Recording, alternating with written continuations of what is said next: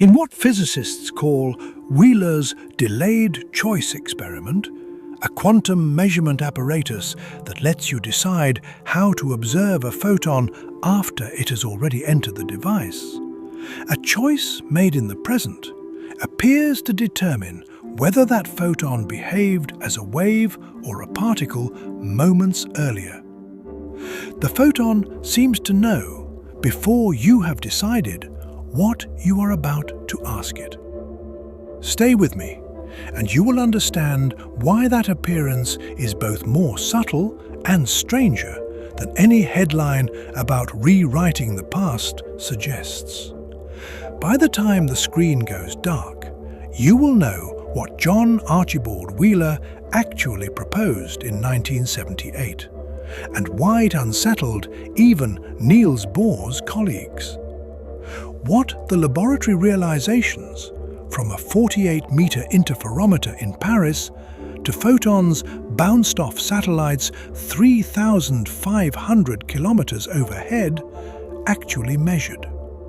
Why the delayed choice quantum eraser does not in fact erase anything, and what the coincidence counting mathematics reveals about why no signal can travel backward in time. What the competing interpretations, Copenhagen complementarity, the two-state vector formalism, the transactional handshake, and Wheeler's own participatory universe, each claim about the nature of measurement, and where the evidence actually leads when you weigh those explanations against the data, and where the honest, open edge of that evidence lies.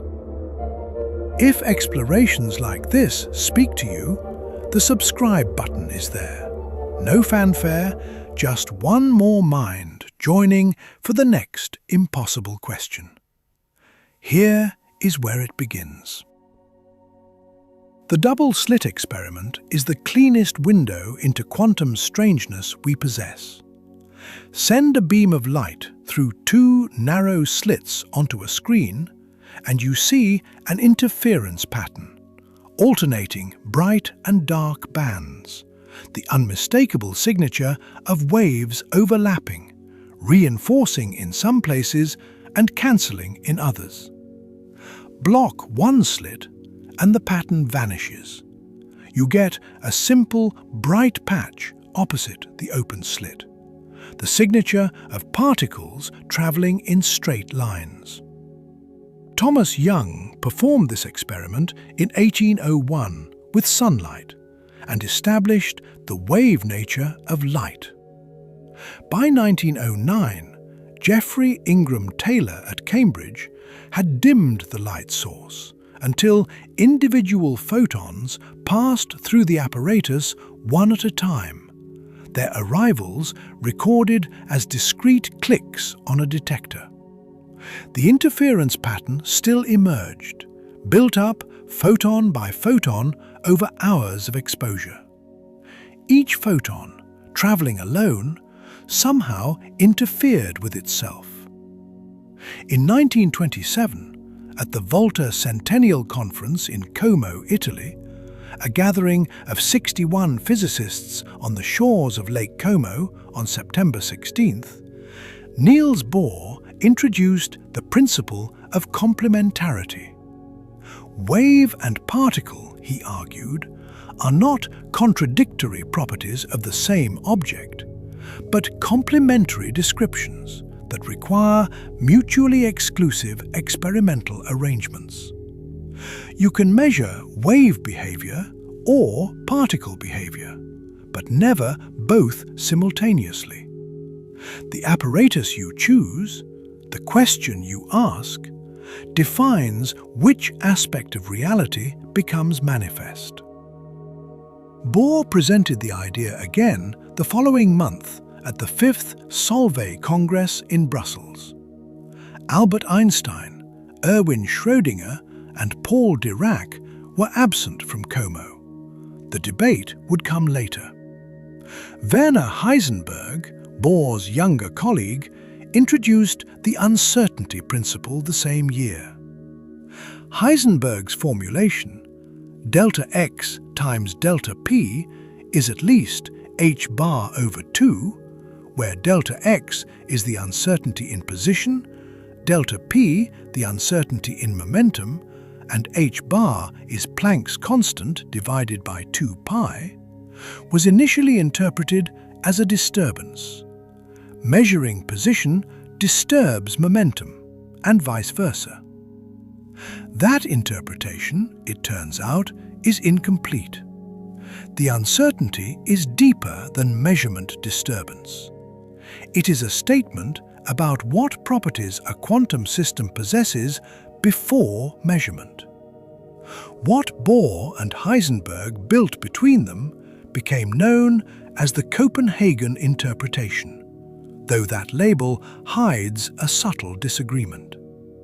Heisenberg spoke of wave function collapse, a discontinuous jump from superposition to a definite state when measurement occurs.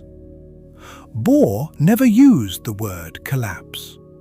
For Bohr, the wave function was not a physical object, but a symbolic tool, a catalogue of probabilities. The phenomenon, he insisted, is defined by the entire experimental arrangement, including the act of measurement. There is no electron or photon independent of how you choose to observe it. The debate between Bohr and Einstein played out over decades, most famously in their exchanges at the Solvay conferences. Einstein's objection was not that quantum mechanics gave wrong predictions, it did not, but that it was incomplete, a statistical approximation of a deeper deterministic reality. God does not play dice, Einstein wrote. Bohr's reply, less often quoted in full, was sharper. The role of observation in defining the phenomenon is not a deficiency of the theory, but a fact about nature. By the 1960s, the double-slit experiment had been performed with electrons. Klaus Jonsson, working in Tübingen in 1961, passed electrons through up to 5 slits and recorded the interference. In 1974, Pier Giorgio Merli, Gianfranco Misiroli, and Giulio Pozzi at the University of Bologna built up the interference pattern 1 electron at a time and filmed the process. A 1989 refinement by Akira Tonomura and colleagues at Hitachi captured the iconic sequence: 10 electrons, 100, 1,000, 140,000, each arriving as a single dot, the pattern emerging collectively like a photograph developing in a darkroom. In 2002, Physics World readers voted the single-particle double-slit the most beautiful experiment in physics. The strangeness is this: each electron or photon arrives at a single point on the screen, a localized click, the behavior of a particle. But the statistical distribution of those clicks, accumulated over thousands of trials, is an interference pattern, the signature of a wave passing through both slits and interfering with itself. Before measurement, the particle is in a superposition, a quantum state described mathematically by a wave function, psi, that assigns an amplitude to every possible outcome. The Born rule, probability equals the modulus squared of the amplitude, converts those amplitudes into probabilities. When you measure, you get one outcome, and the wave function, in Heisenberg's picture, collapses. Bohr's complementarity offers a way out of the paradox. Do not ask what the electron is doing between emission and detection. The question is meaningless. You can set up an apparatus to reveal wave behavior, or an apparatus to reveal particle behavior. But the two setups are mutually exclusive, and only the complete arrangement, including the final measurement, defines the phenomenon. The electron in flight is not secretly a particle on a definite path, nor is it a spread-out wave. It is something for which our everyday language has no adequate description. John Archibald Wheeler, Bohr's student and later colleague, called it the Great Smoky Dragon. The mouth of the dragon is sharp where it bites the detector. The tail is sharp where the photon starts. What the dragon does, or looks like, in between, we have no right to speak about. That framing held for decades. Then, in 1978, Wheeler proposed a thought experiment that seemed to pull the foundation out from under it. Wheeler's delayed choice experiment takes the double slit and bends it in time. The apparatus is a Mach-Zehnder interferometer, a device named after the physicists Ludwig Mach and Ludwig Zehnder, who developed it in the 1890s. Picture a square path traced by light. A photon enters from the left and strikes the first beam splitter, BS1, a half-silvered mirror that reflects half the light and transmits the other half. The photon, now in a superposition of both paths, travels along the upper and lower arms of the interferometer.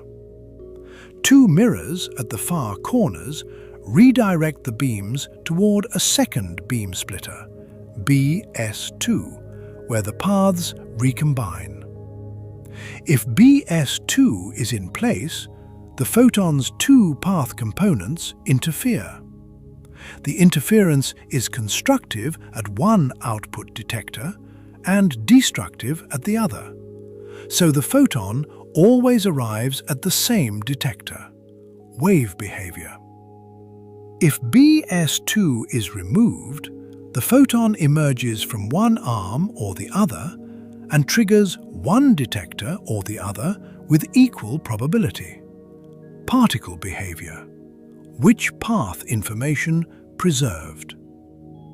The choice of measurement, insert BS2 or remove it, determines which aspect of the photon you observe. Wheeler's twist: wait until after the photon has already passed BS1 and is traveling along the interferometer arms. Then make the choice. Insert BS2 or remove it while the photon is in flight. If you insert BS2, you see interference. The photon traveled both paths. If you remove BS2, you see which path behavior. The photon traveled one path or the other. But the choice is made after the photon has passed the first beam splitter, after the moment when, in any classical account, it would have had to commit to being one or the other.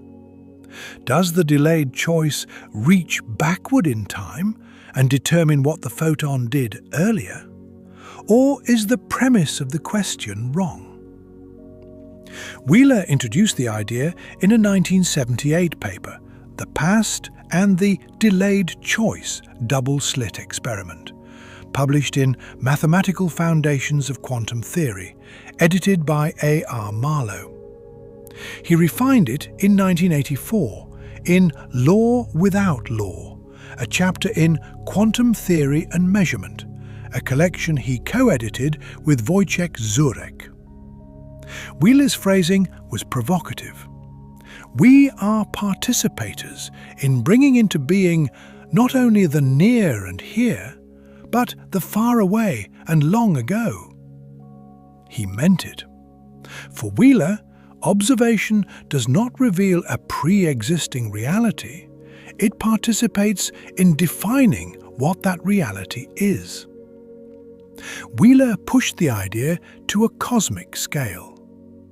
Imagine a quasar billions of light years away. Its light passes a massive galaxy along the line of sight, and the galaxy's gravity bends space-time, splitting the quasar's light into two paths that curve around opposite sides of the lensing galaxy. The two paths converge at Earth.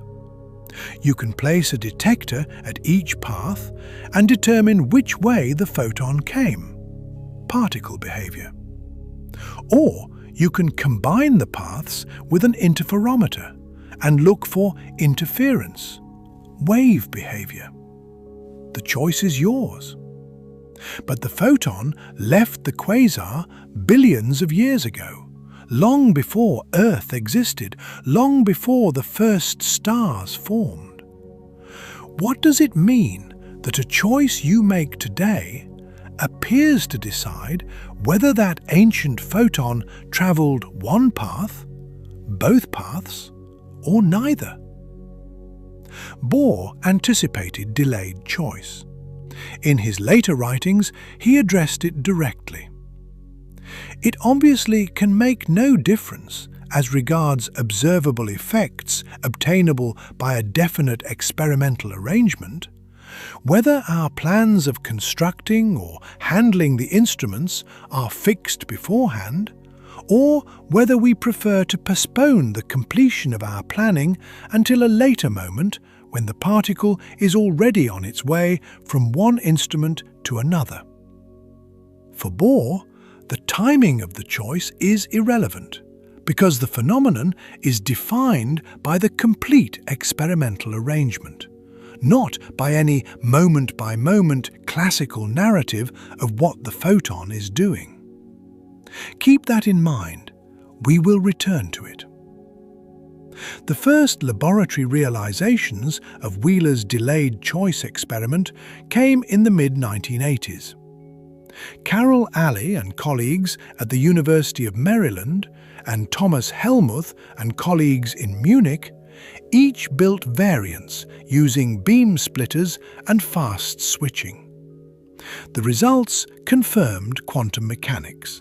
Complementarity held.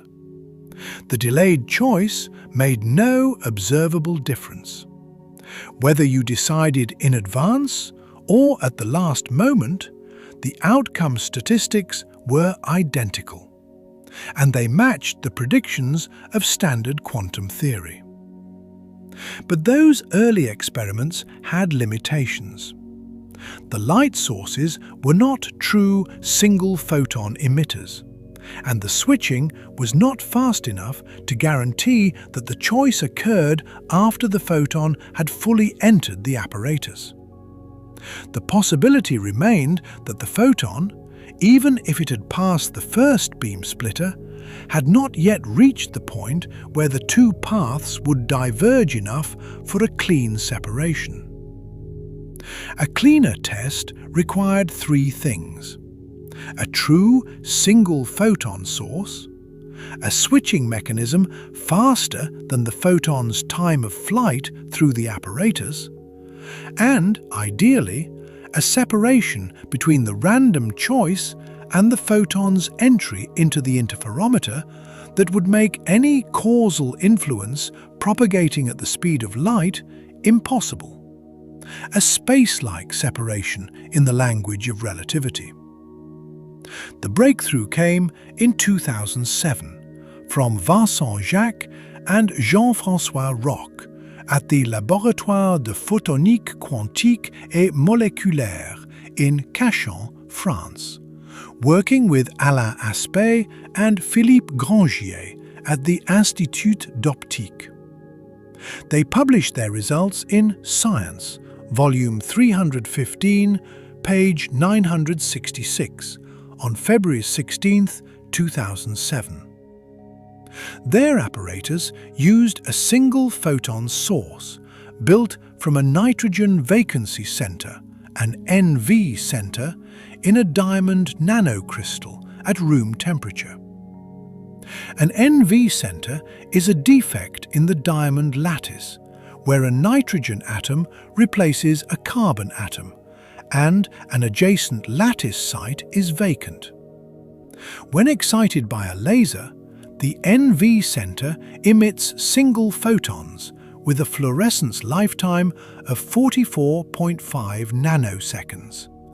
Tau SP equals 44.5 plus or minus 0.5 nanoseconds, at a repetition rate of 4.2 megahertz. The emitted photons are separated in time, one at a time, and each photon is sent into a 48-meter polarization interferometer. 48 meters is long enough that the photon's time of flight, the time it takes light to cross that distance, is 160 nanoseconds. The switching mechanism was an electro-optic modulator, an EOM, controlled by a quantum random number generator. The random number generator used the amplified shot noise of a white light beam to produce genuinely random bits, not pseudo-random, but quantum mechanically random, drawn from the unpredictability of photon arrivals. The random bit determined whether the EOM applied zero voltage or a switching voltage, V pi, which rotated the photon's polarization and inserted or removed the second beam splitter. The EOM could switch within 40 nanoseconds, though there was an 80 nanosecond electronic delay between the random choice and the voltage change. Even with the delay, the total decision time, from the moment the random bit was generated to the moment the EOM switched, was less than the photon's time of flight through the interferometer. The choice was made while the photon was in flight. The team arranged the geometry so that the random choice and the photon's entry into the interferometer were space-like separated, causally disconnected in the sense of special relativity. No signal traveling at or below the speed of light could connect the two events.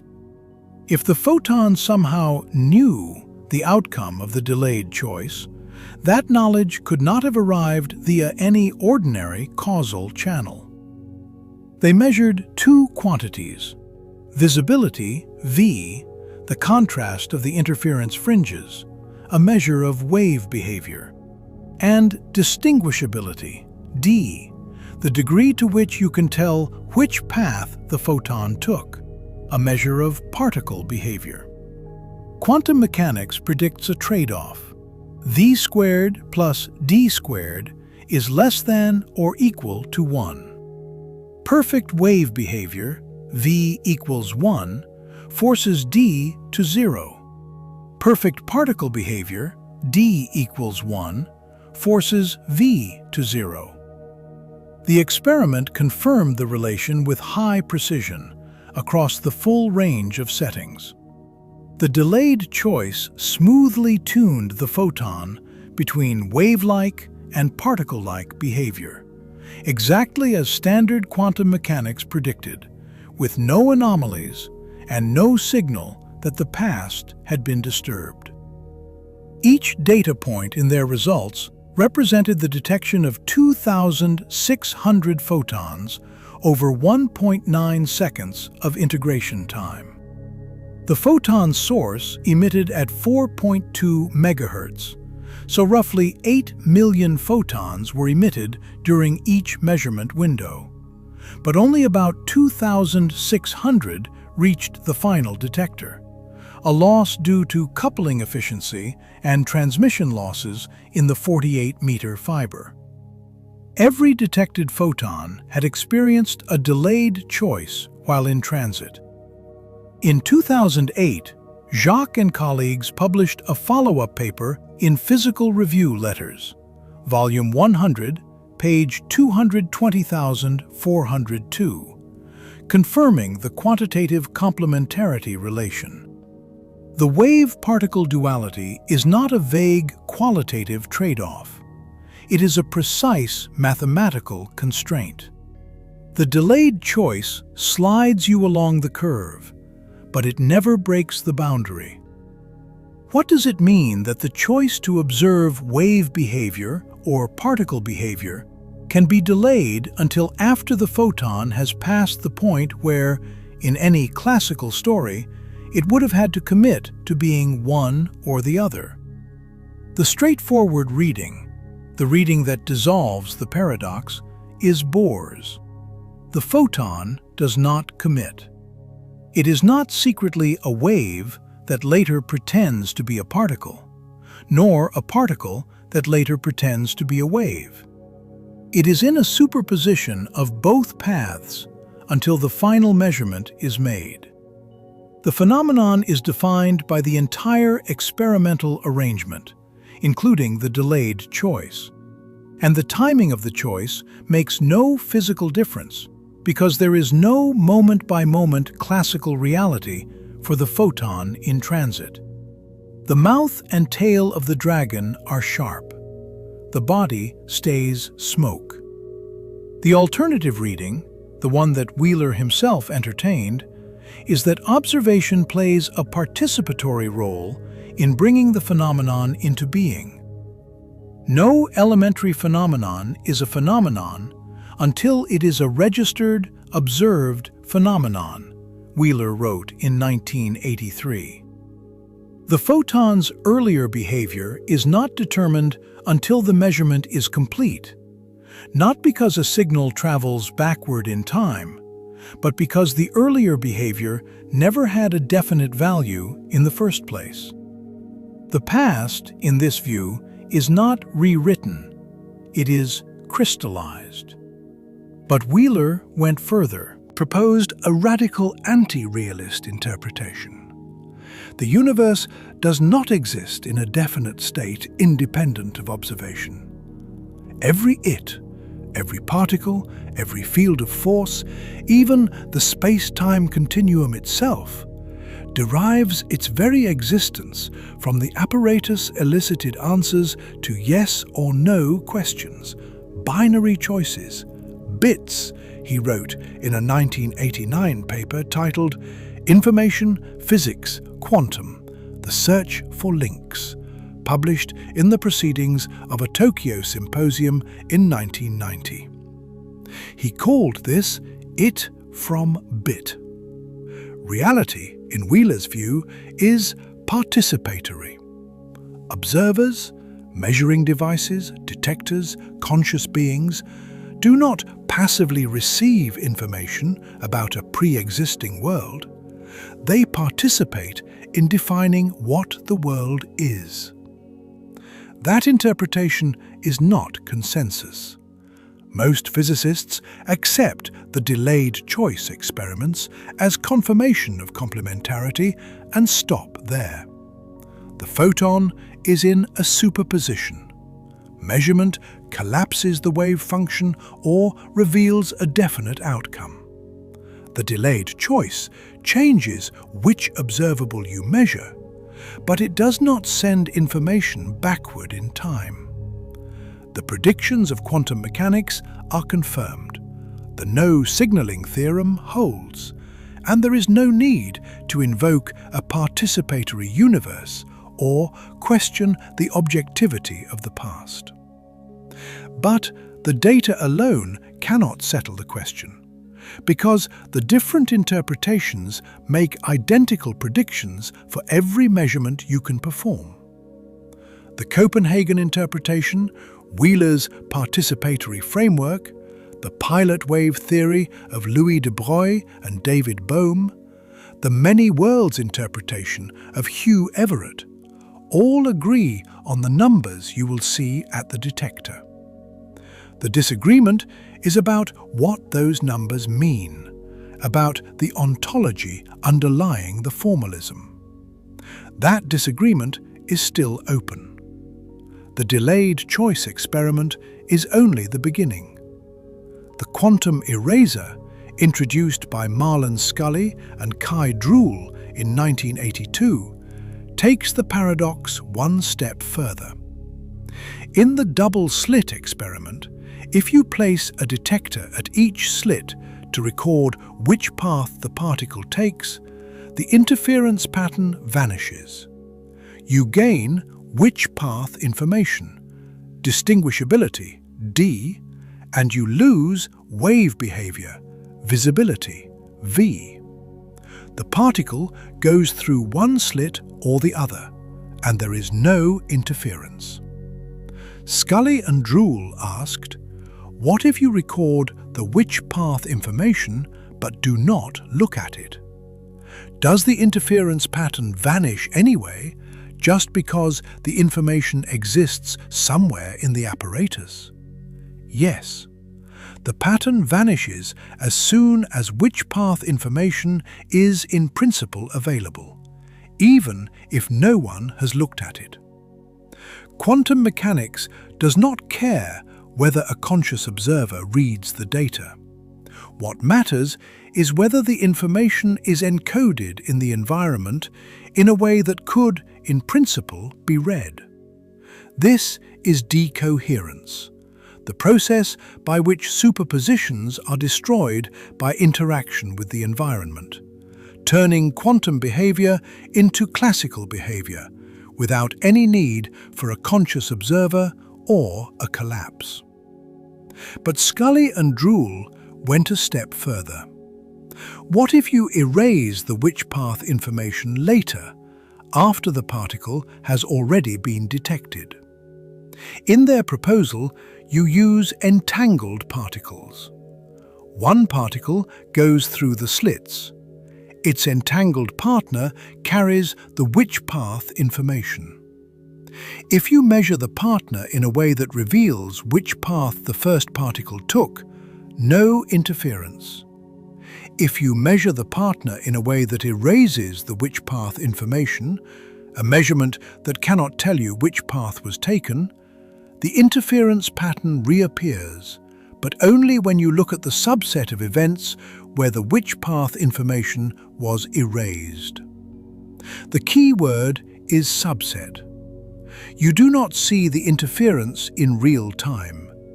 You see it only when you go back through your data and sort the detections at the screen according to what happened to the entangled partner. The which path detections and the erased detections hit the screen in the same physical locations, but they form different statistical patterns, and those patterns are hidden until you perform the sorting. That sorting requires a classical signal, information traveling at or below the speed of light, telling you which subset each detection belongs to. No interference appears before that signal arrives. This is the delayed choice quantum eraser, and it was first demonstrated experimentally by Yoon-Ho Kim, R.U., S.P. Kulik, Y.H. Shi, and Marlon Scully in 1999. Their paper appeared on the Archive on March 13, 1999, and was published in Physical Review Letters, Volume 84, page 1, in January 2000. The setup used spontaneous parametric down conversion, SPDC, a nonlinear optical process in which a pump photon passing through a special crystal occasionally splits into two lower energy photons called signal and idler, which are entangled. The crystal in Kim's experiment was beta barium borate, BBO, cut for type II phase matching, meaning the signal and idler photons emerge with orthogonal polarizations, one horizontal and one vertical. The pump laser was an argon ion laser operating at 351.1 nanometers in the ultraviolet.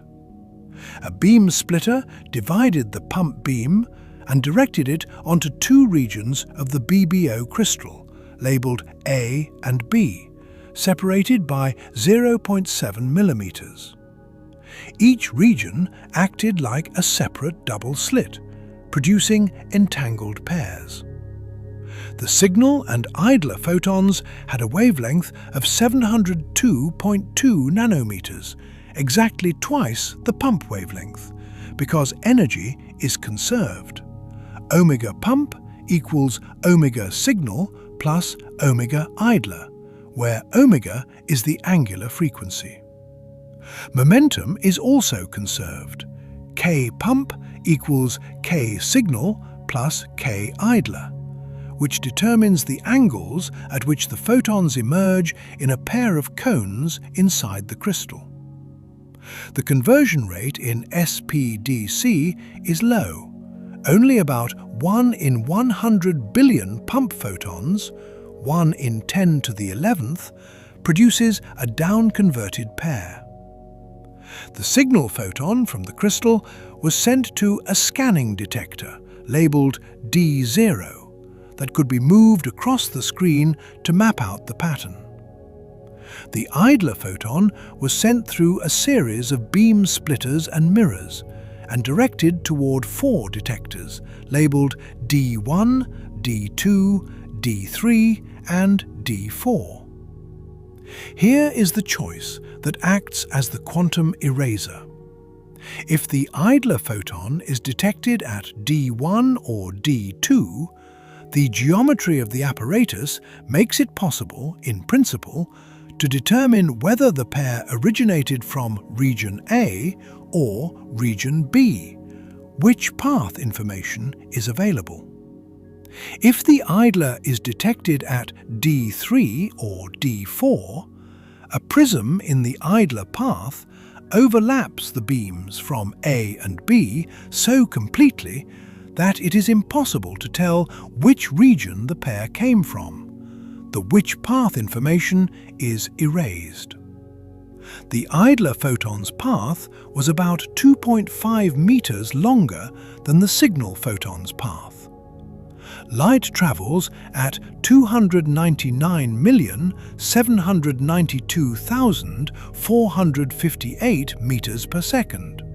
So 2.5 meters corresponds to a delay of 8.3 nanoseconds. The signal photon arrived at detector D0 about 8 nanoseconds before the idler photon reached its detector. The caption of Figure 2 in Kim's paper states the delay. The idler photon is detected about 8 nanoseconds later than the signal. Each detection at D0 was recorded with a timestamp. Each detection at D1, D2, D3 or D4 was also recorded with a timestamp. Later, after the experiment was over, the team used a coincidence counter, a device that looks for pairs of detections that occurred within a narrow time window, to sort the D0 events according to which idler detector fired. That sorting is called post-selection, and it is done after both photons have been detected, using information that had to travel at light speed from the idler detector to the coincidence counter. When they plotted the D0 detections that coincided with D1 clicks, they saw an interference pattern, a sinusoidal variation in the count rate as the D0 detector scanned across the screen. The same for D2. The which path information was erased, and wave behavior appeared. When they plotted the D0 detections that coincided with D3 or D4, they saw no interference, a smooth, featureless distribution. Which path information was available, and the wave behavior vanished. The interference pattern appeared in data that had been recorded 8 nanoseconds before the idler photon. The one carrying the which path information was detected. The signal photon hit D0 first. The choice to erase or preserve witch path information was not made until the idler photon reached the prism and the detectors downstream. In a classical timeline, the effect preceded the cause by 8 billionths of a second. Does the future erase the past? No. Here is what happened, and this is where the careful reader must slow down and see the mechanism, because the headlines miss it, and even some careful popularizations miss it. The total pattern at detector D0, summed over all the signal photon detections without any sorting, is featureless. No interference fringes. None. It does not matter what you do to the idler photons. Erase the witch path information, preserve it, measure them, destroy them. The unsorted D0 pattern is always a smooth blob. The act of erasing witch path information at the idler detectors does not cause an interference pattern to suddenly appear at D0. It causes an interference pattern to be hidden inside a subset of the D0 data. A subset that you can only identify by looking at which idler detector fired.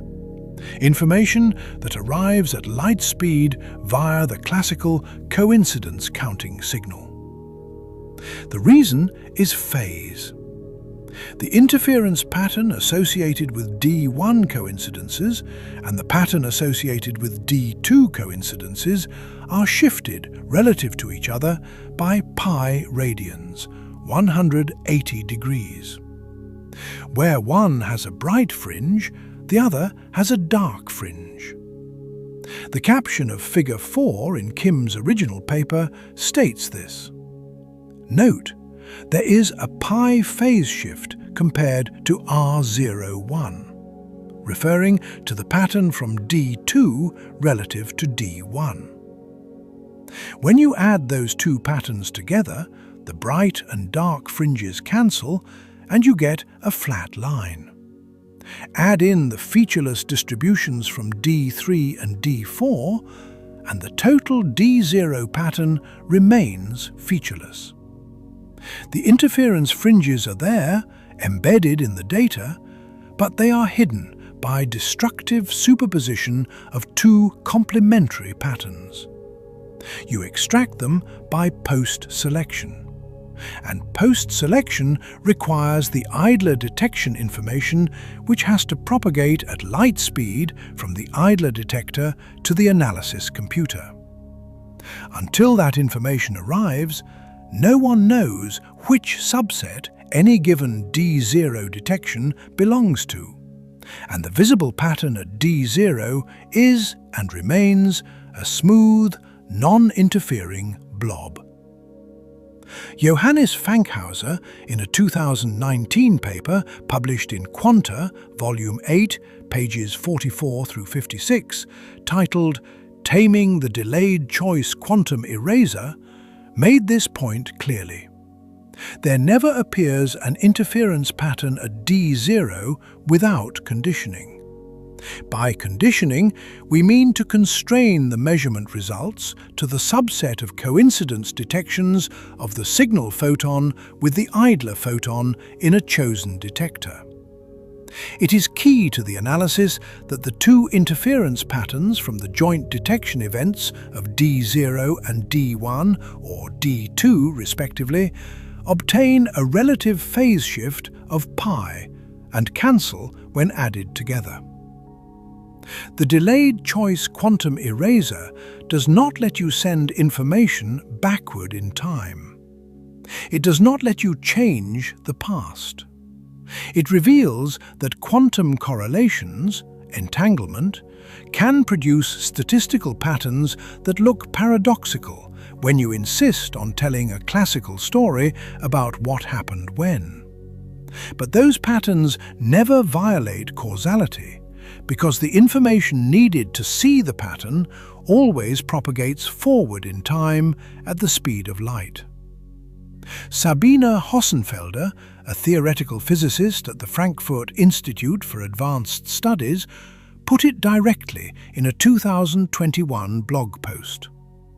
The quantum eraser isn't remotely as weird as you think, doesn't erase anything, and certainly doesn't rewrite the past. The interference, she wrote, really comes from selectively disregarding some of the particles. That this is possible has nothing to do with quantum mechanics.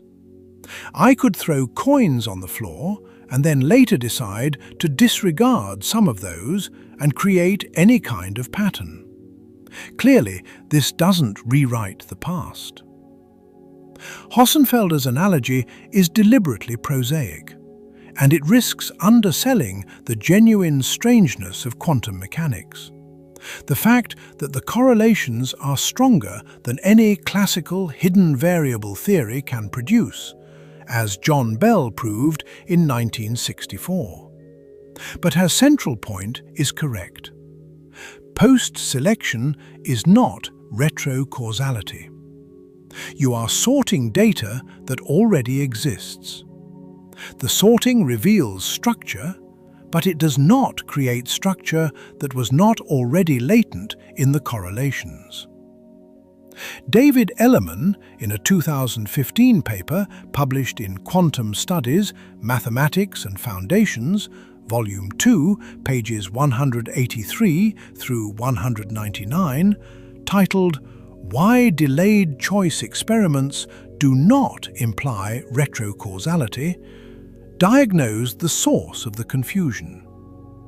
The apparent retrocausality, he argued, rests on a mistaken assumption, that the photon collapsed to a definite path at the slits. The so-called which-way information was not there to be erased, Ellerman wrote, since the particle did not take one way or the other in the first place. The photon was in a superposition. There was no fact of the matter about which path it took until the final measurement. Erasing which path information does not erase a past that was definite. It reveals a present that reflects the superposition that was always there. This is the resolution the evidence supports.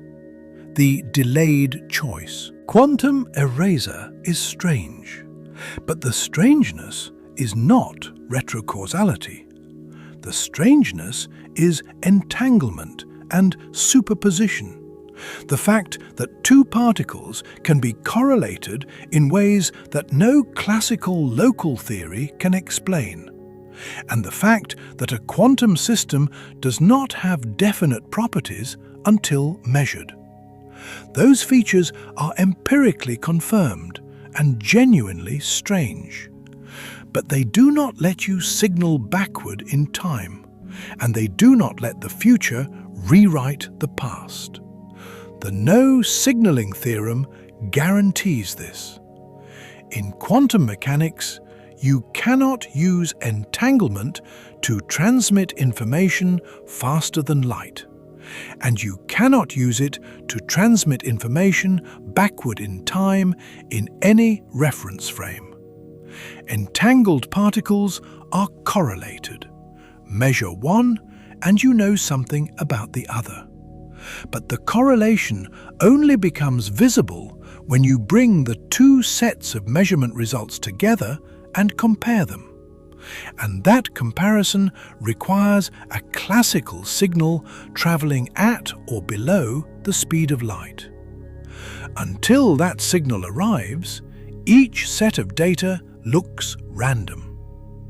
Eberhard's theorem, a stronger result proved by Philippe Eberhard in 1978, shows that if relativistic quantum field theory is correct, faster-than-light communication is impossible even in principle. The mathematical structure of the theory forbids it. Any result that appeared to allow backward signaling would indicate a breakdown of quantum field theory, not a confirmation of retrocausality. Every delayed choice and quantum eraser experiment ever performed has respected the no signaling theorem. The statistical correlations appear only after post-selection, and post-selection requires a light-speed-limited classical channel. The 8-nanosecond delay in Kim's experiment is not evidence of retrocausality. It is evidence of correlation. The signal and idler photons are entangled, and their detection outcomes are correlated.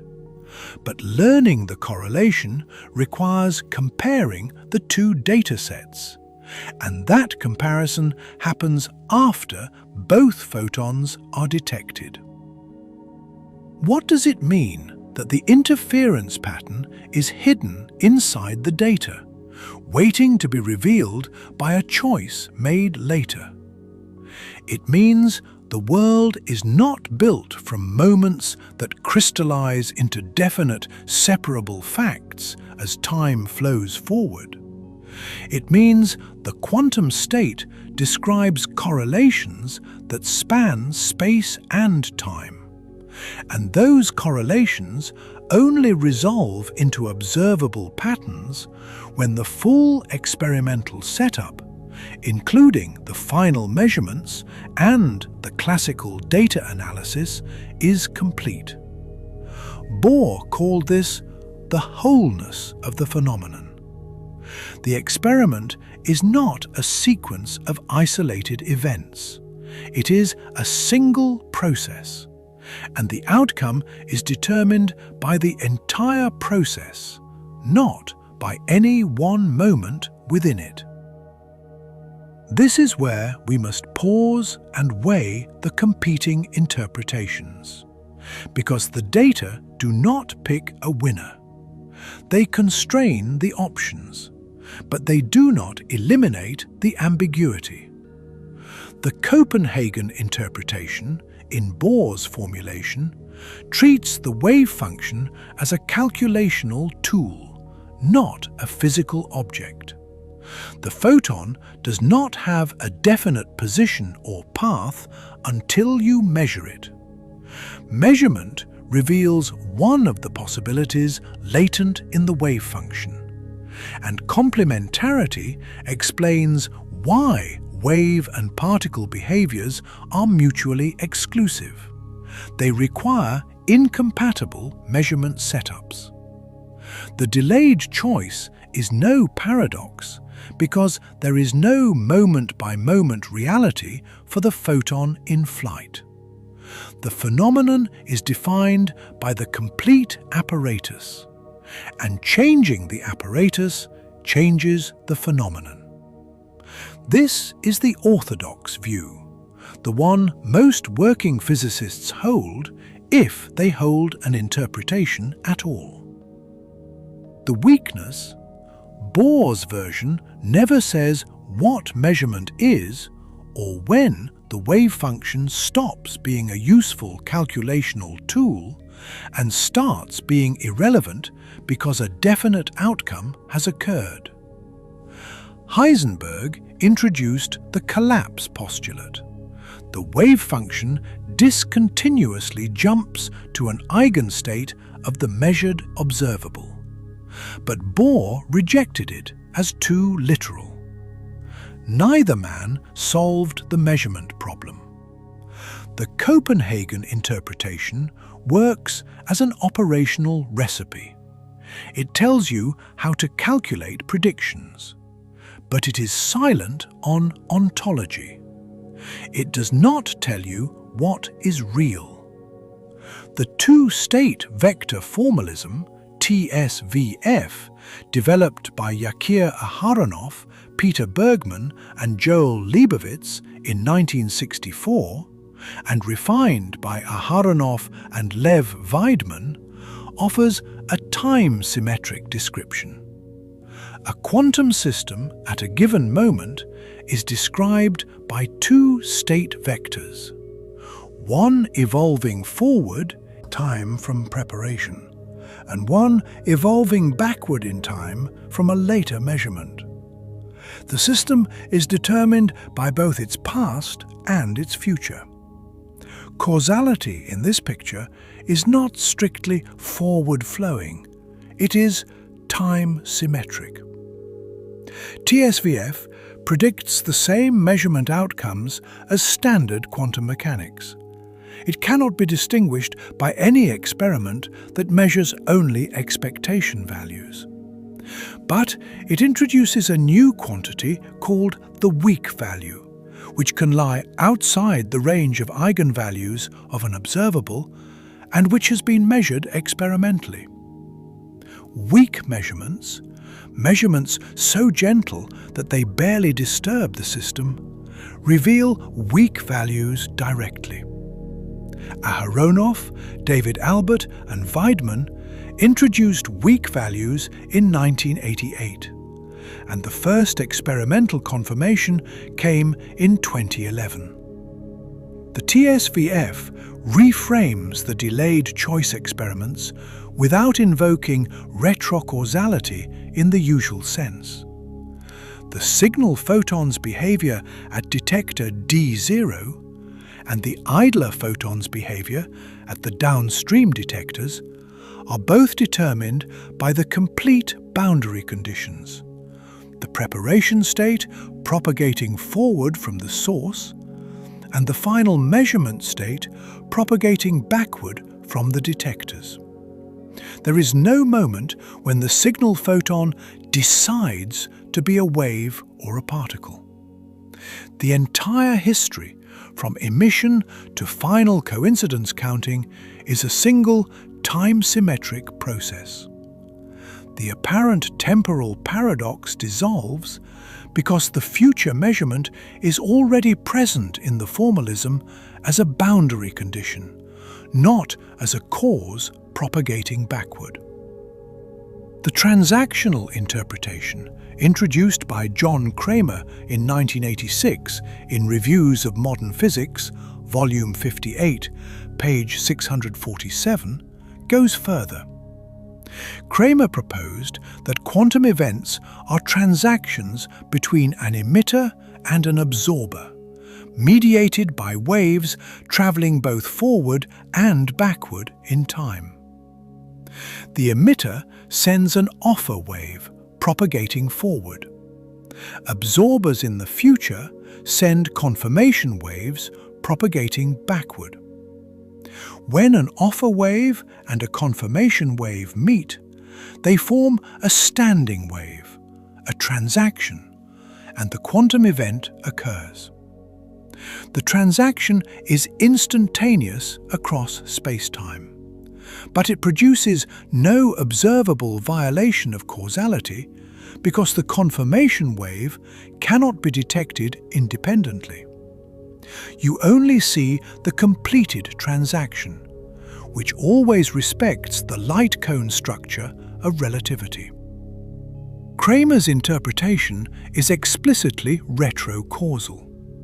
The future absorber participates in determining the past emission. But it predicts the same statistics as standard quantum mechanics, and it does not permit faster-than-light signaling. The offer and confirmation waves are mathematical constructs, not directly observable fields. The interpretation has attracted interest because it provides a physical picture of the wave function. It is a real wave, not merely a catalogue of probabilities. And because it gives a concrete mechanism for the collapse. The transaction itself is the collapse. The weakness came in 2011, when philosopher Tim Maudlin published a challenge known as the contingent absorber problem. Maudlin constructed a scenario in which the completion of a transaction depends on the outcome of that same transaction in a way that creates a causal loop. If the transaction happens, the absorber is present. If the transaction does not happen, the absorber is destroyed before it can confirm. The loop is logically inconsistent. Kramer's original formulation struggled with this objection. Ruth Kastner, a philosopher and physicist, addressed the challenge with the possibilist transactional interpretation, PTI, introduced in 2006 and refined through a series of papers in the 2010s. Kastner proposed that the offer and confirmation waves exist in a pre-spacetime realm of possibilities, not in actual spacetime. Only the completed transaction, the actualized event, occurs in spacetime.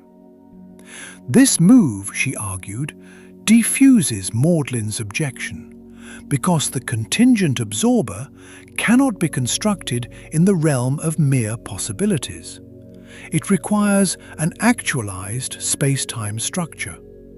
And by the time you have that structure, the transaction has already either occurred or not.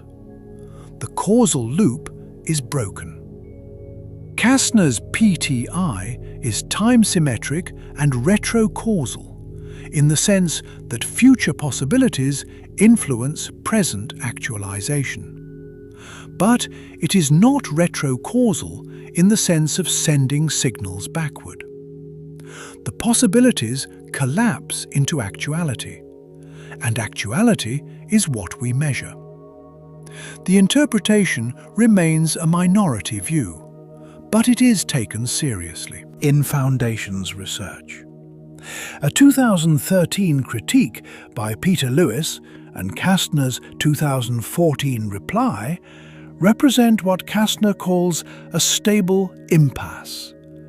The debate is unresolved, but the interpretation survives. The pilot wave theory, also called de Broglie-Bohm mechanics, offers a different resolution. Proposed by Louis de Broglie in 1927 and rediscovered and refined by David Bohm in 1952, pilot wave theory asserts that particles have definite positions at all times, guided by a quantum potential derived from the wave function. The wave function is a real field, and the particle rides it like a surfer on a wave. There is no collapse, no superposition of the particle itself, only a wave that guides a definite trajectory.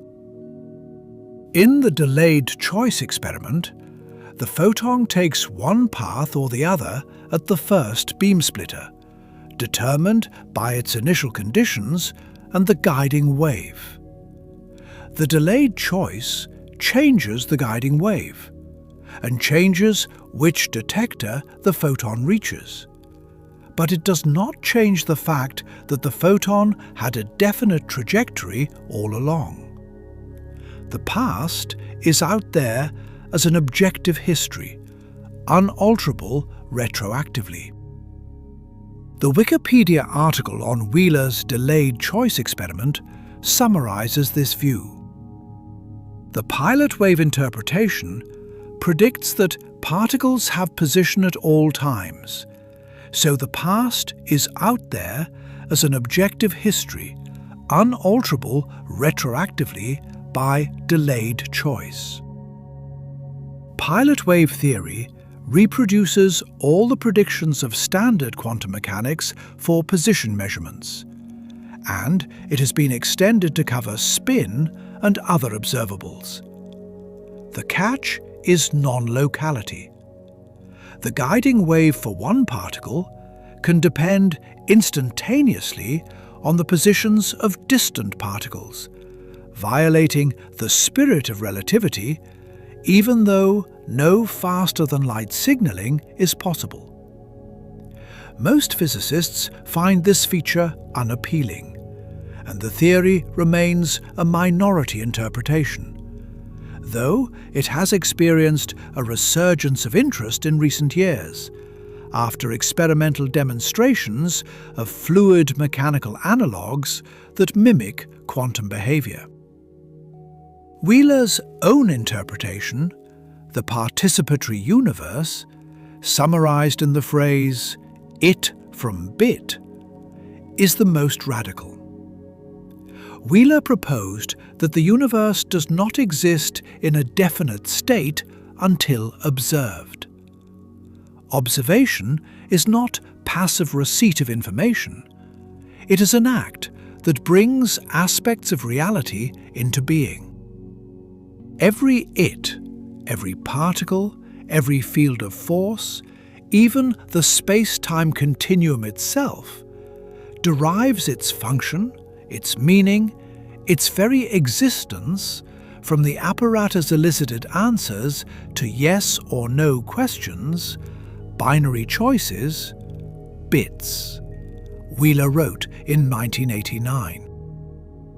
He presented this view at a Santa Fe Institute conference in the spring of that year, and published it in 1990 in the proceedings of a Tokyo symposium. Wheeler did not mean that conscious observers create reality out of nothing. He meant that the universe is participatory. The act of measurement participates in defining what the measured quantity is. Before measurement, the quantity does not have a value. It has a probability distribution. Measurement does not reveal a pre-existing value. It participates in creating a value. The delayed choice experiment, in Wheeler's reading, is direct evidence of this. The choice of measurement determines what the photon was, retroactively, not by sending a signal backward in time, but by participating in the definition of the phenomenon. Wheeler's view is anti-realist. It denies that the universe has a definite state independent of observation. This puts it in tension with most physicists' intuitions about the objectivity of the external world, and it has not become the dominant interpretation. But Wheeler was not a fringe figure. He was one of the most influential physicists of the 20th century, a pioneer of general relativity and nuclear physics, the coiner of the term black hole, the teacher of Richard Feynman, Kip Thorne, and Hugh Everett. His interpretation is his own, but it is not dismissed lightly. Anton Zeilinger, one of the leading experimentalists in quantum foundations and a 2022 Nobel laureate, has expressed a similar view, though more modestly. In a 2012 press release from the University of Vienna, Zeilinger and his colleagues wrote, "Within a naive classical worldview, quantum mechanics can even mimic an influence of future actions on past events." In 2013, following another experiment, Zeilinger stated, "Our work disproves the view that a quantum system might, at a certain point in time, appear definitely as a wave, or definitely as a particle. In a certain sense, quantum events are independent from space and time." Zeilinger's framing, articulated in detail in the 2016 review article he co-authored with Xiaosong Ma and Johannes Koffler in Reviews of Modern Physics, Volume 88, page 015005, is that the quantum state is best understood as a catalogue of our knowledge rather than a physical object. In this view, there is no paradox. The delayed choice updates our knowledge, and the statistical patterns we observe reflect the constraints on that knowledge imposed by the quantum formalism. No physical influence propagates backward. The appearance of retrocausality arises only if you mistakenly assume the quantum state was a real, definite thing before measurement. This is close to a modern form of the Copenhagen interpretation, though Zeilinger avoids that label. It is epistemic rather than ontic. The wave function represents information, not reality. The strength of this view is its minimalism. It does not postulate hidden variables or additional structure beyond the quantum formalism. The weakness is that it leaves open the question of what is real if the wave function is not. If the wave function is merely knowledge, knowledge of what? Cubism, quantum Bayesianism, developed by Carlton Caves, Christopher Fuchs and Rudiger Jacques, pushes the epistemic view even further. Cubism treats the wave function as an agent's personal degrees of belief, subjective probabilities assigned by an observer based on their information. Measurement updates those beliefs according to the Born rule, but there is no objective wave function shared by all observers. Each agent has their own quantum state assignment. Cubism is radically subjective, and it dissolves the measurement problem by denying that there is a single objective reality that the wave function describes. Zeilinger has expressed sympathy for this direction without fully endorsing Cubism's subjectivism. His catalogue of knowledge language is compatible with Cubism but does not require it. Where does the evidence leave us? Every delayed choice experiment, from the 48-meter interferometer in Paris to the experiments that followed, confirms the predictions of quantum mechanics and the principle of complementarity. The delayed choice smoothly tunes the system between wave-like and particle-like behavior, the trade-off obeying the quantitative bound v squared plus d squared less than or equal to 1. No experiment has detected a violation of the no signaling theorem.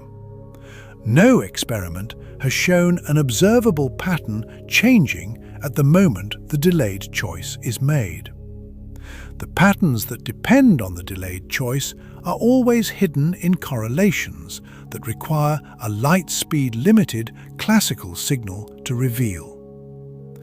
The delayed choice quantum eraser does not erase anything, and it does not rewrite the past. The interference fringes are embedded in the data from the start, hidden by the superposition of complementary phase-shifted patterns. Post-selection sorts the data into subsets, and the sorting reveals structure that was latent all along. The idler photons detection occurs after the signal photons detection, but no information propagates backward. The correlation is there, entanglement is real, but the correlation only becomes visible when you compare the two datasets, and that comparison happens after both measurements are complete. The evidence does not decide among the interpretations. Copenhagen complementarity, the two-state vector formalism, the possibilist transactional interpretation, and pilot wave theory all predict the same measurement outcomes for delayed choice experiments. They differ in ontology, what they claim is real, but not in empirical content. The experiments confirm that quantum mechanics is correct, that complementarity holds, and that no faster-than-light or backward-in-time signaling is possible. They do not tell you whether the wave function is ontic or epistemic, whether causality is time-symmetric, or whether observation participates in defining reality. What the experiments do show with high confidence is this: the photon does not have a definite path before the final measurement. The delayed choice does not send information backward in time. And the phenomenon is defined by the whole apparatus, including the timing and nature of the final measurement. If that feels like the past is being rewritten, it is because we are telling ourselves a classical story. A story in which the photon must be in one place or another at each moment. And that story is wrong. The photon in flight is in a superposition, and superposition is not a state of incomplete knowledge about a hidden reality, it is the reality. Or so the mainstream interpretation claims. The alternative interpretations, TSVF, transactional, pilot wave, offer different ontologies that fit the same data. The unresolved question is not what the measurements show. The unresolved question is what the measurements mean. In 2012, Xiao-Song Ma, Johannes Kofler, and Anton Zeilinger extended the delayed choice experiment to entanglement swapping, and the result pushed the conceptual boundaries further. Their paper appeared in Nature Physics, Volume 8, page 479, in June 2012. Entanglement swapping is a process in which two photons that have never interacted become entangled through the mediation of two other photons. You start with two independent entangled pairs, photons 1 and 2 in one pair, photons 3 and 4 in the other. Alice measures photon 1, Bob measures photon 4. A third party, Victor, sits between them and performs a joint measurement on photons 2 and 3. If Victor performs a Bell state measurement, a specific kind of joint measurement that projects photons 2 and 3 into an entangled state, then photons 1 and 4, which never interacted, become entangled. If Victor instead measures photons 2 and 3 individually, photons 1 and 4 remain separable.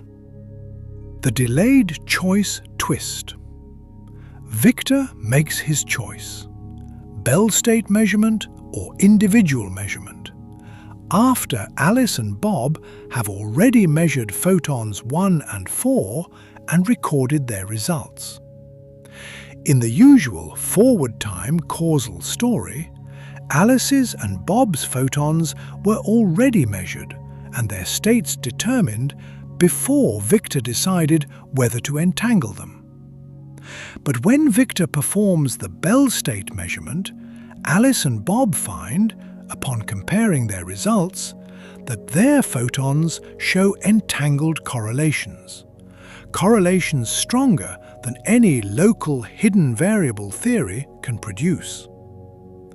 When Victor measures individually, Alice and Bob find no correlations beyond chance. Zeilinger and colleagues called this quantum steering into the past. Alice's and Bob's data do not change.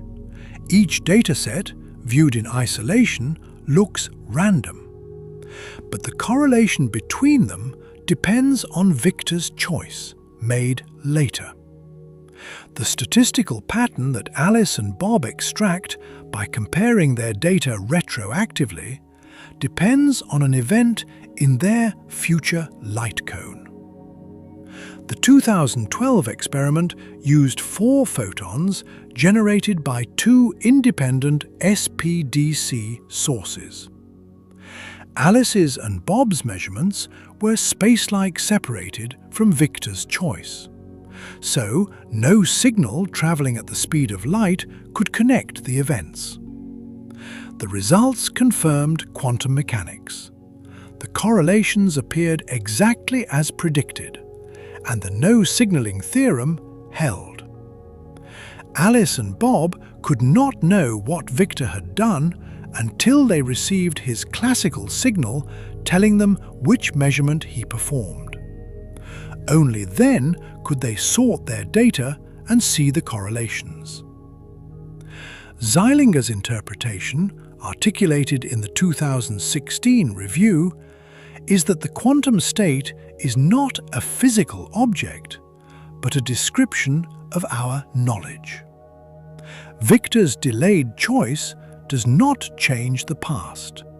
It changes which question we can ask about the past. The entangled correlations were always latent in the data, and Victor's measurement determines which subset of correlations we can extract. There is no retrocausality because there is no physical state propagating backward. There is only information, and the delayed choice determines how that information can be organized. An even stranger variant came from Eli Megiddish and Haggai Eisenberg at the Hebrew University of Jerusalem in 2012. Their experiment, published in Physical Review Letters, Volume 110, page 210403, on May 22, 2013, demonstrated entanglement between photons that never coexisted in time. The setup used entanglement swapping, but with a temporal twist. Photon 1 was created and measured first. Photon 4 was created and measured last. Photons 2 and 3, the mediators, were created in between and subjected to Victor's Bell state measurement.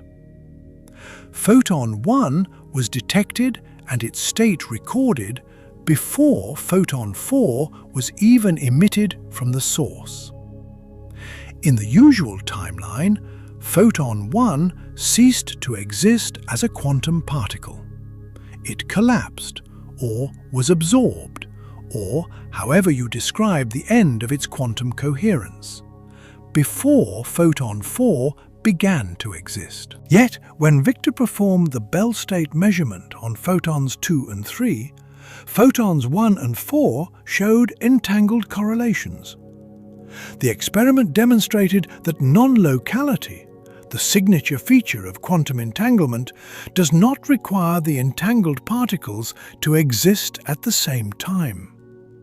Megiddish and colleagues described the aim of the experiment as demonstrating that non-locality of quantum mechanics does not apply only to particles with space-like separation, but also to particles with time-like separation. This is timelike entanglement, and it stretches intuition to the breaking point. How can two particles be correlated when one of them no longer exists by the time the other comes into being? The answer, again, is that the correlation is not between particles as classical objects with definite states at each moment. The correlation is between detection events, and those events are connected by a quantum state that spans time as well as space. The entanglement is not a property of the particles, it is a property of the full 4-photon state, which includes both the spatial and temporal relationships among the measurements. In 2017, Francesco Vedovato and Paolo Villoresi at the University of Padova, working with the Italian Space Agency, extended Wheeler's delayed choice experiment into space. The paper appeared in Science Advances, Volume 3, page E1701180 on October 25, 2017. The apparatus used the Matera Laser Ranging Observatory, MLRO, in Matera, Italy, a ground station equipped with a 1.5-meter Cassegrain telescope. Single photons were transmitted from the observatory and reflected off corner cube retroreflectors mounted on satellites in low Earth orbit. The photon path from transmission to return spanned 3,500 kilometers. The photon traveled up to the satellite and back. While the photon was in flight, a quantum random number generator at the ground station made a random choice and switched a motorized half-wave plate between two settings, choosing whether the returning photon would interfere with itself or reveal which path information. The random number generator had a bias of 1 part in 10,000 over a 100 megabit string, meaning the random bits were very nearly perfectly random. The average latency of the generator, the time from a trigger signal to the output of a random bit, was about 20 microseconds, and the half-wave plate could switch in 500 microseconds. The photon's round-trip time to a low Earth orbit satellite is on the order of tens of milliseconds, roughly 10 to 50 milliseconds depending on the satellite's altitude and position. The choice was made during that window, while the photon was already traveling through space. The experiment confirmed, once again, that the delayed choice had no effect on the outcome statistics beyond what quantum mechanics predicted. Wave behavior and particle behavior were smoothly controlled by the delayed choice, and no signaling violation occurred. What does it mean that the delayed choice experiment works over thousands of kilometers in space? It means the phenomenon is scale independent. Quantum mechanics does not break down at macroscopic distances. The photon remains in a superposition over a 3,500 kilometer path, and the delayed choice, made when the photon is already in flight, determines which aspect of that superposition is revealed at the detector. The coherence, the phase relationship between the two possible paths, survives the journey, though maintaining coherence over cosmological distances, as Wheeler imagined for the quasar experiment, remains far beyond current technology. The difficulty is not the principle, but the engineering. Cosmic distances introduce noise, decoherence, and dispersion that destroy the delicate phase relationships required for interference. The quasar thought experiment, as Wheeler envisioned it, has not been realized, and it may never be. But the principle has been tested at every accessible scale. In September 2024, a team led by Daniela Angulo and Ephraim Steinberg at the University of Toronto, with theoretical contributions from Howard Wiseman at Griffith University in Australia, reported a result that brought new attention to weak measurements and the interpretation of quantum mechanics. The paper appeared on the Archive on September 5, 2024, and was later published in Physical Review Letters in early 2026. The experiment measured the time it takes for a photon to traverse an atom, the atomic excitation dwell time. In a typical interaction, a photon excites an atom to a higher energy level. The atom spends some time in the excited state, and then the atom decays, re-emitting a photon. The dwell time is the duration of the excited state.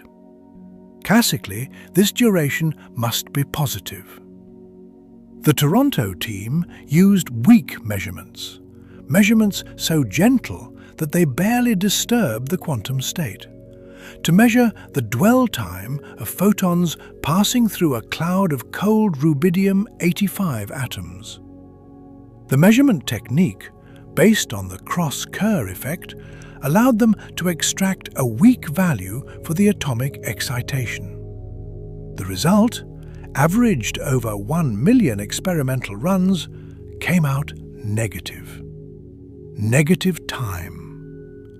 The result does not mean photons travelled backward in time, or that the atoms spent a negative duration in the excited state in any classical sense. Weak values are not eigenvalues.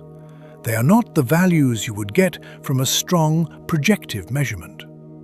They are a consequence of the mathematics of pre- and post-selection in the two-state vector formalism, and they can lie outside the range of possible classical outcomes. A negative weak value for time is a statement about the phase relationship between the pre-selected and post-selected states, not a statement about clocks running backward. Steinberg acknowledged the difficulty of interpretation in interviews following the paper's release. This is tough stuff, even for us to talk about with other physicists. We get misunderstood all the time, he told phys.org on December 21, 2024. The weak value formalism, introduced by Aharonov, Albert and Weidmann in 1988, defines the weak value of an observable A as A weak equals the expectation value of A in the post-selected state divided by the overlap between the pre-selected and post-selected states.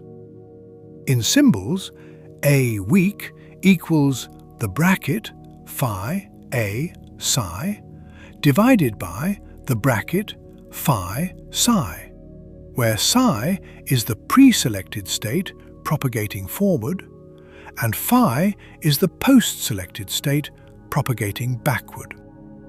If the overlap is small, if the pre-selected and post-selected states are nearly orthogonal, the denominator approaches zero, and the weak value can become very large or even complex. Weak values have been measured experimentally many times since the late 1980s, and they have practical applications in metrology because they can amplify small signals. But their ontological status is debated. Do they represent something real about the quantum system between pre-selection and post-selection? Or are they merely a mathematical artifact of the TSVF description? The negative time result does not settle that debate. It shows that the weak value formalism makes correct statistical predictions about the outcome of weak measurements. But it does not tell you whether time flowed backward in any physical sense. Weismann, the theorist, emphasized in an article in The Conversation that this is not the same as actual time travel. What the negative time experiment does illustrate is that quantum mechanics, even in its most carefully probed corners, continues to produce results that defy classical intuition. The delayed choice experiment bends the relationship between measurement and history. The quantum eraser hides interference in correlated subsets. Entanglement swapping connects particles across space and time. And weak measurements reveal values that lie outside the classical range.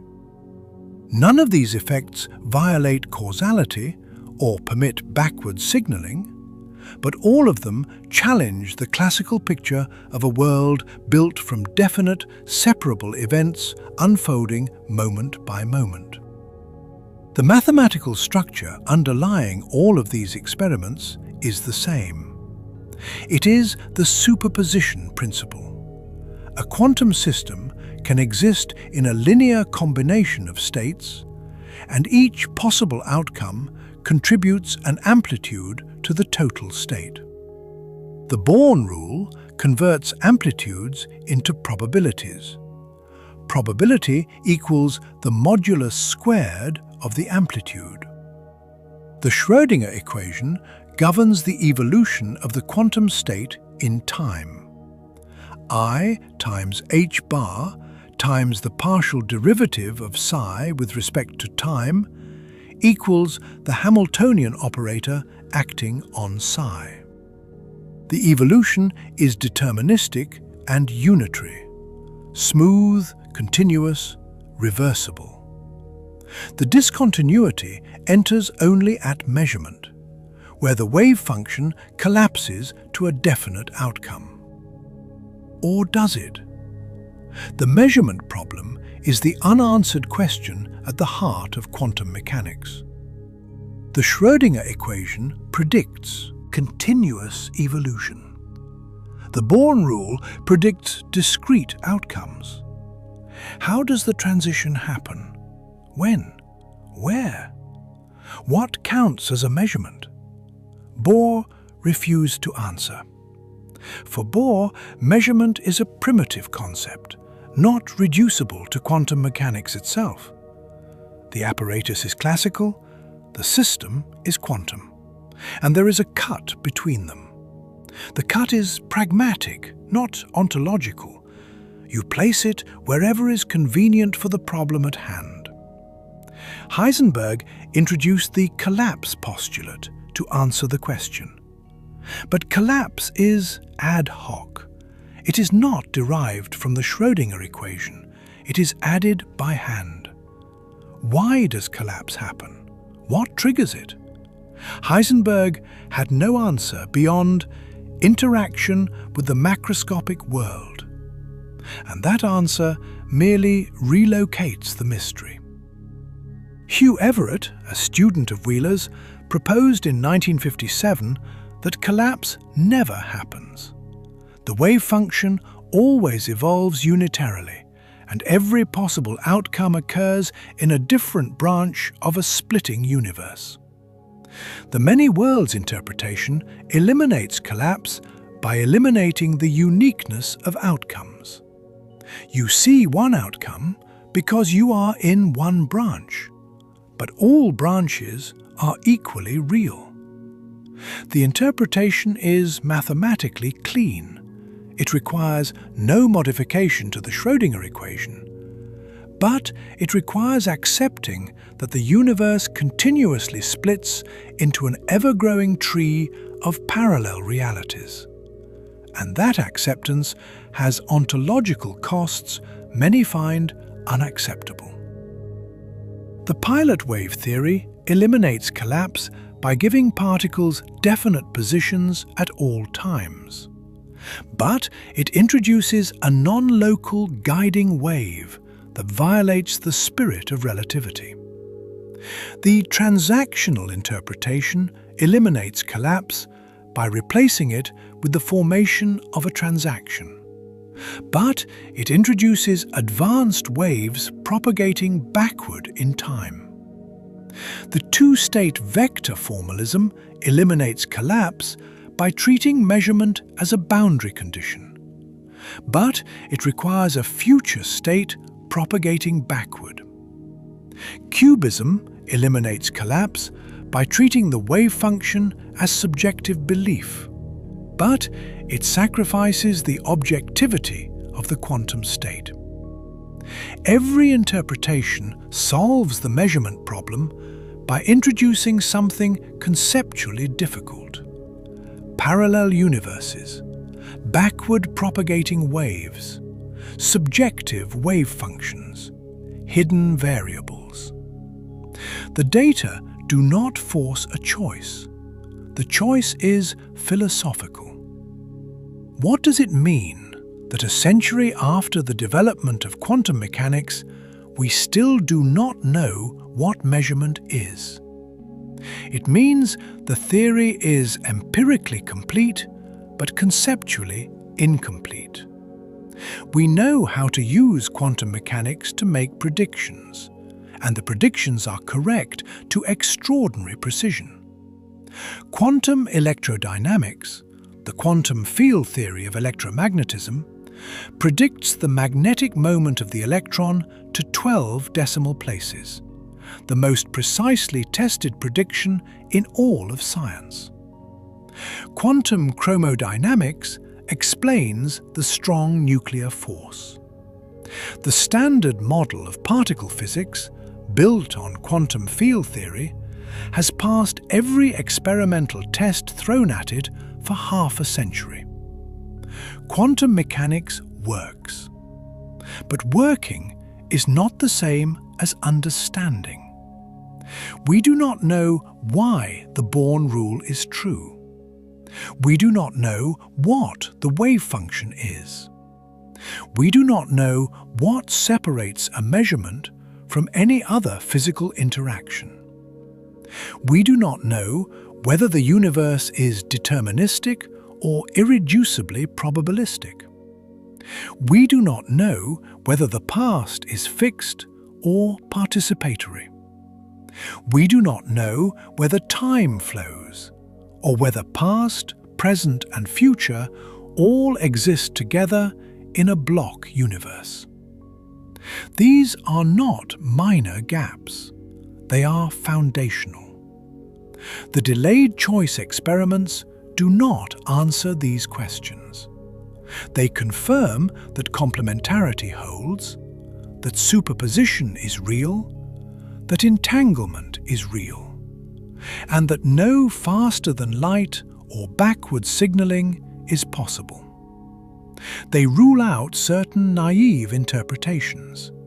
The idea that the photon secretly has a definite path all along, independent of measurement, is incompatible with the data unless you accept non-locality. But they do not rule out pilot wave theory, TSVF, transactional interpretations, many worlds, or Copenhagen complementarity. All remain on the table. Here is what the evidence shows and where it leaves the open edge. The photon does not have a definite path before the final measurement. The delayed choice determines which observable is measured, but it does not send information backward in time. The phenomenon is defined by the entire experimental arrangement, including the delayed choice, and the timing of the choice makes no observable difference because the photon is in a superposition until the final measurement collapses or reveals the outcome. The delayed choice quantum eraser does not erase which path information that already existed. The which path information was never definite.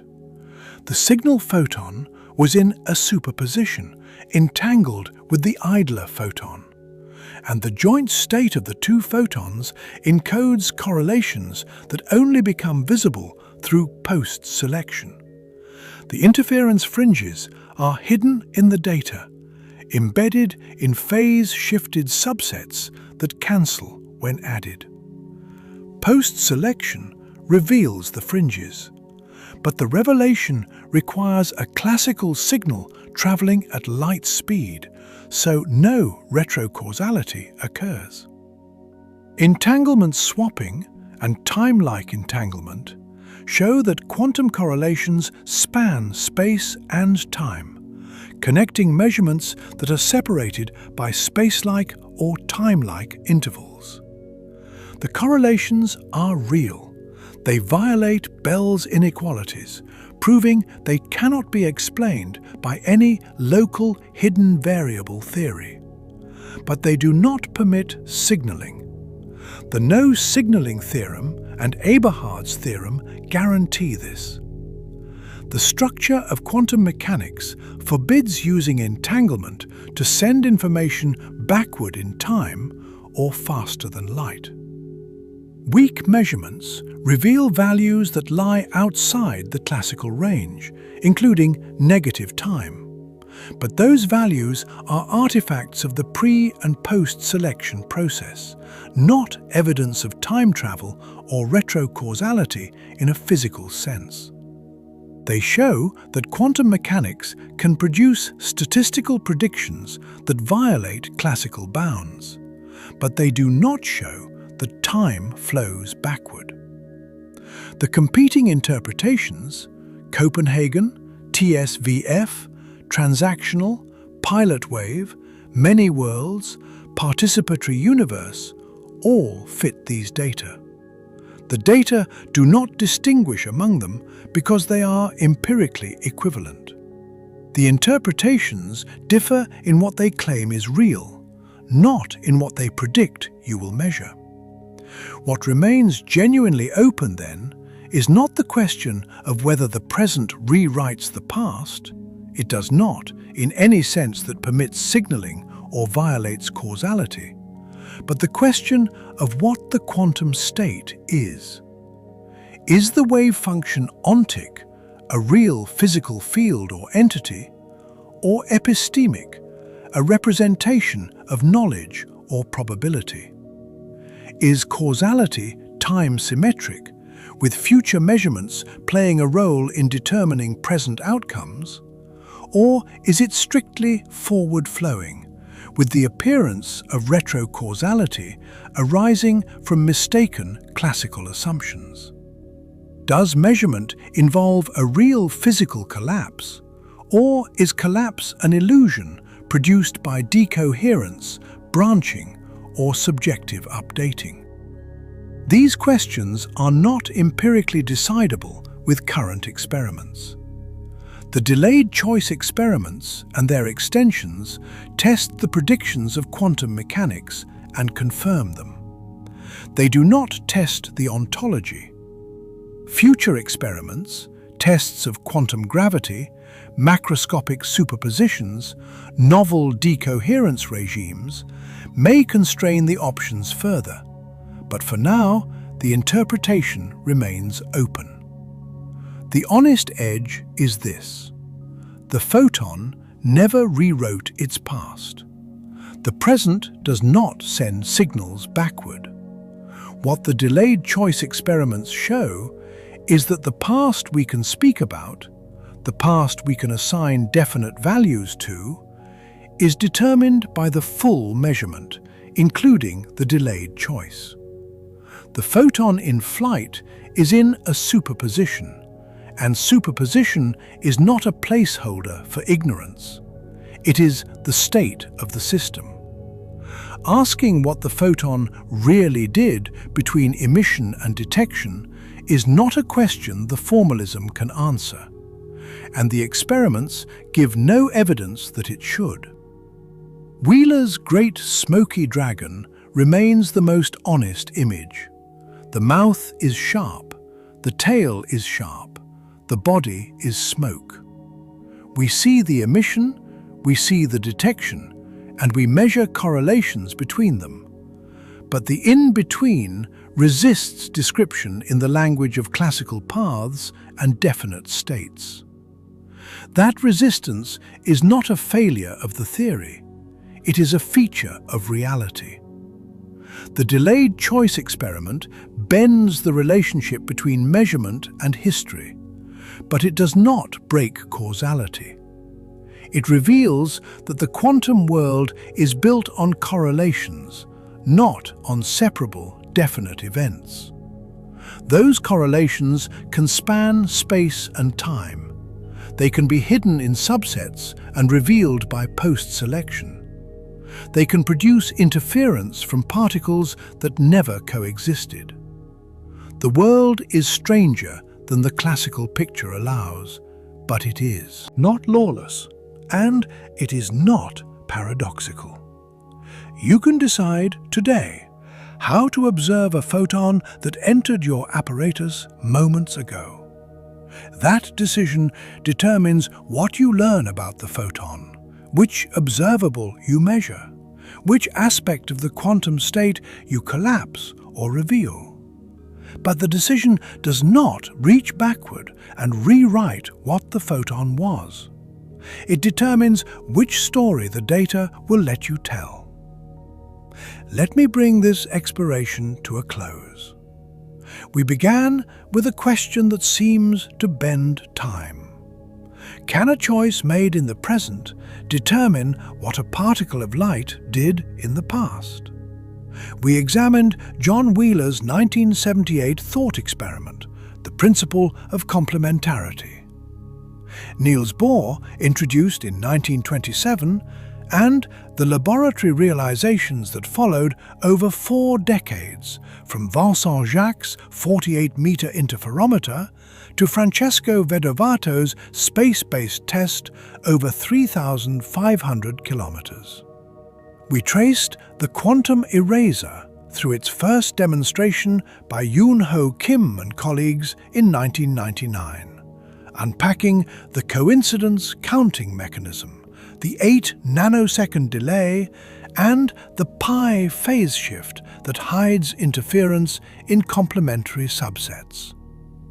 We weighed the competing interpretations: Copenhagen complementarity, the two-state vector formalism, Ruth Kastner's possibilist transactional model, the pilot wave theory, and Wheeler's own participatory universe, and saw that each fits the data but claims a different ontology. The evidence shows this. The photon does not rewrite its past. The delayed choice determines which observable is measured, and measurement reveals correlations latent in the quantum state. But no information propagates backward in time. The interference patterns in the quantum eraser are hidden until post-selection sorts the data. And that sorting requires a classical, light-speed limited signal. The no signaling theorem holds. Causality is preserved. The appearance of retrocausality arises only if you insist on telling a classical story about what the photon was doing moment by moment. And that story is not supported by the formalism or the data. The photon in flight is in a superposition. Superposition is not ignorance. It is the quantum state. What remains open is not whether retrocausality occurs. It does not, in any sense that permits signaling or violates the light cone structure of spacetime, but what the quantum state is. Whether the wave function is a real physical object or a representation of knowledge, whether causality is time-symmetric or strictly forward-flowing, whether measurement involves a physical collapse or an apparent collapse produced by decoherence or branching, the data do not yet decide. The interpretations are empirically equivalent. The choice among them is, for now, philosophical. If you found value in this exploration, consider subscribing. It helps these deep dives reach more curious minds. This video touched on the measurement problem, the unanswered question of how and when definite outcomes emerge from quantum superpositions. That question connects directly to another boundary where quantum mechanics meets something deeper. The end screen holds a related exploration worth your time. This is the part that stays with me. You can choose, right now, which question to ask of a photon that is already in flight. Your choice will determine which aspect of that photon the universe reveals to you. But the universe is not scrambling to rewrite history in the nanoseconds before your detector clicks.